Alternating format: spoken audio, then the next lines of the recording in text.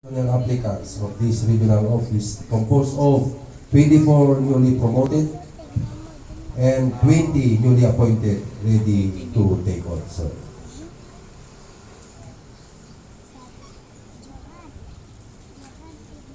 And now, to administer the oath of office of the newly promoted and appointed non-uniformed personnel, we call on our Regional Director, Police Brigadier General Christopher C. Bruno.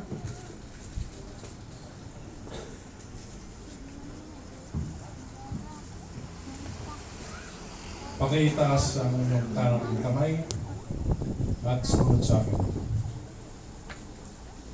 I state your name of your address, having been appointed to the position of, hereby solemnly swear that I will faithfully discharge to the best of my ability the duties of my present position and of all others that I may hereafter hold under the Republic of the Philippines,